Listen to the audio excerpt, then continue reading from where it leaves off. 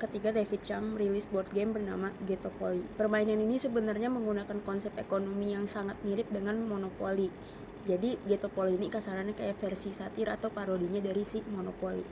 Struktur papan permainannya pun juga hampir sama, gameplaynya juga sama, dan bahkan permainannya memakai akhiran opoly yang sangat identik dengan Monopoly.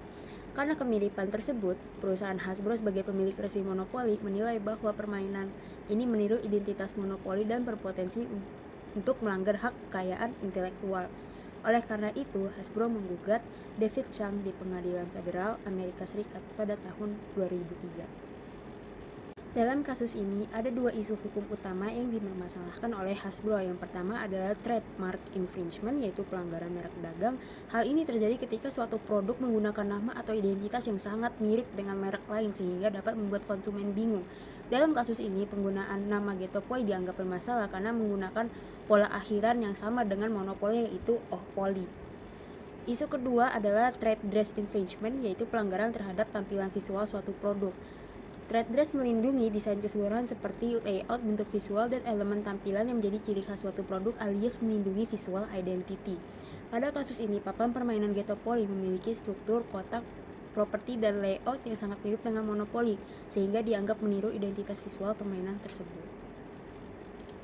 Dalam hukum kekayaan intelektual, terdapat prinsip yang disebut sebagai idea expression distinction, yaitu perbedaan antara ide dan cara mengekspresikan ide tersebut.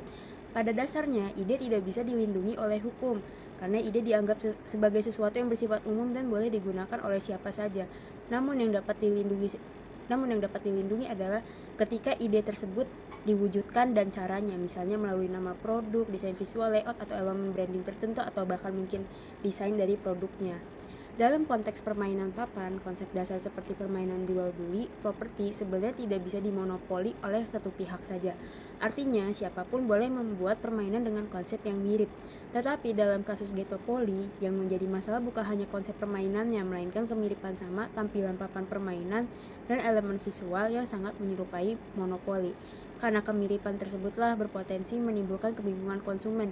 Hasbro menilai bahwa hal ini telah melanggar hak kekayaan intelektual mereka. Sebagai ilustrasi sederhana, ide membuat makanan seperti nasi goreng tidak bisa dimiliki oleh satu orang saja karena semua orang bebas memasak nasi goreng. Namun, jika seseorang meniru nama restoran, logo, desain menu, dan tampilan restoran milik orang lain secara sangat mirip, maka hal tersebut bisa menimbulkan masalah hukum. Prinsip yang sama juga berlaku dalam kasus Getopoly dan Monopoly. Jadi, inti masalah dalam kasus ini bukan hanya pada ide permainan jual beli properti, tetapi pada kemiripan nama merek dan tampilan visual yang